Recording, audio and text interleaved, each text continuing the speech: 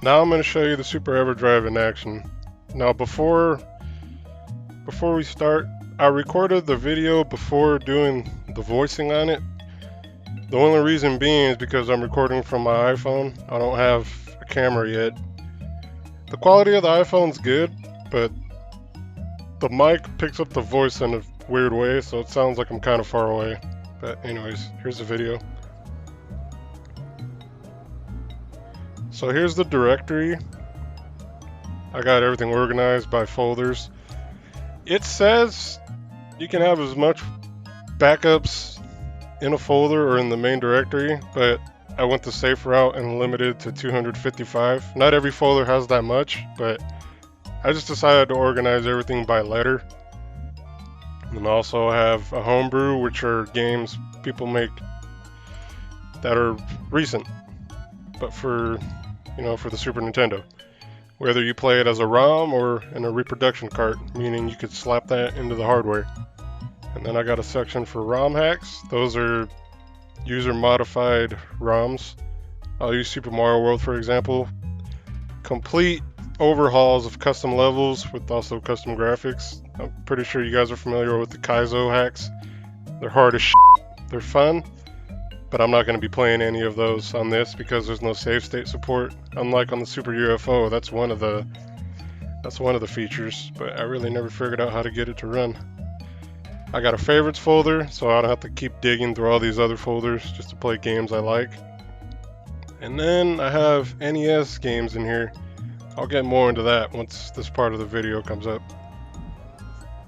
So for now, I'm going to boot up one of my favorite games, which I have an actual backup of it, which is Super Metroid. But here's my current favorite folder. I know a lot of you know these titles. And like I said, it boots up like a normal game, like if the cartridge is in the system. No issues, no lag or anything that I've ran into at least. And there it is, Super Metroid.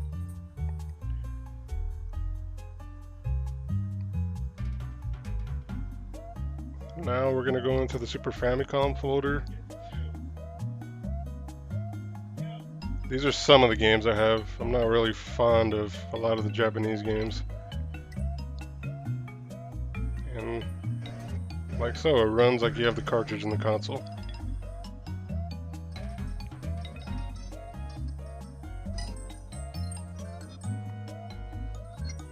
I want a physical copy of this game, but I want it complete in the box, so I know it's going to run probably 50 plus in US dollars.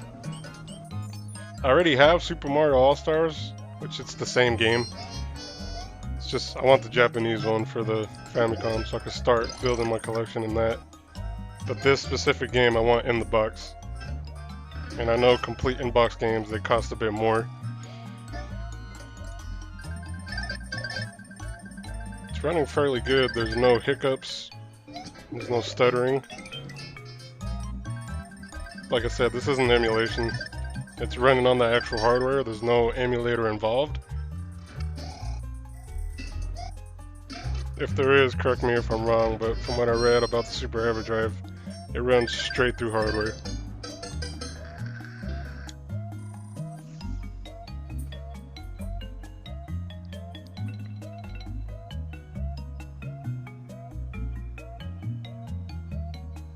Now here's what I was referring to yesterday about the DSP chip games.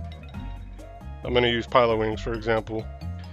This model of the Super Everdrive I have doesn't support the DSP chips because when it was donated to me, I didn't need them because I already have the physical copies. The FX Pack Pro supports the chips and the SD to SNES does. Now the game runs, of course, but once you actually get to where you're controlling the player, the game will not boot. And you'll see in a few moments.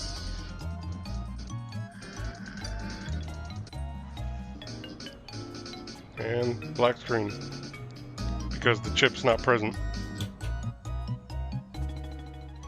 Now another example, I'm going to use F-Zero. I don't think that uses chips. A lot of people think Mode 7 games, if that's what you want to call them, they all use the chip. This being similar to how Mario Kart kind of looks, this runs fine.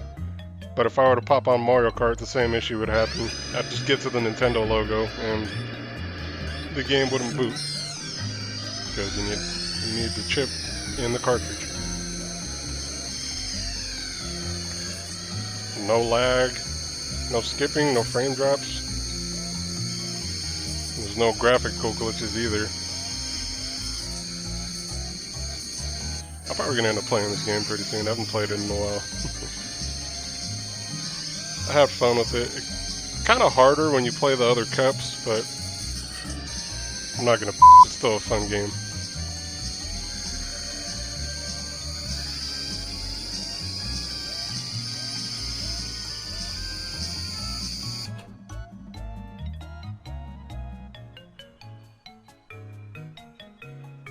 Let's see. Here's a ROM hack that I'm currently playing of Super Mario World by Gamma V. I like it. It's kind of challenging, but the challenge increases over time, like most Mario games should.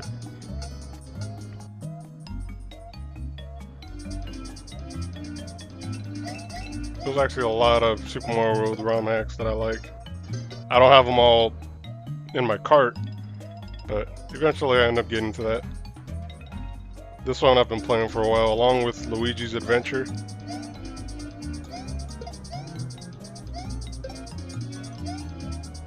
the graphics look pretty nice. Gamma V did a good job on this.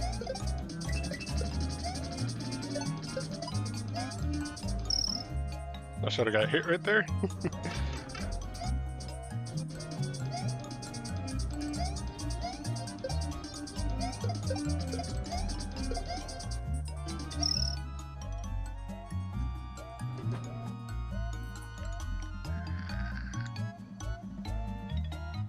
Now the main part.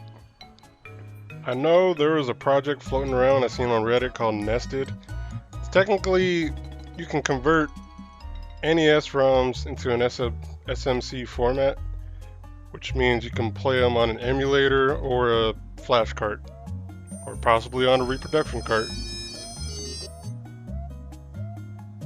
Now this is in the early stages, so there's going to be graphical issues and sound issues. That's expected.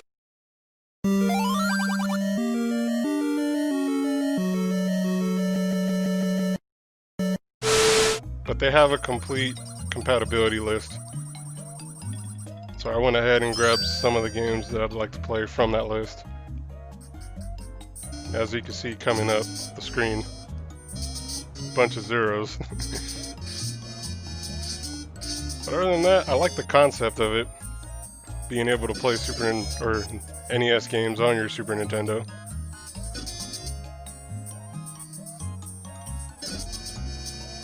That would come in handy if people don't own an NES system, or if they want to just play on the NES and the Super NES.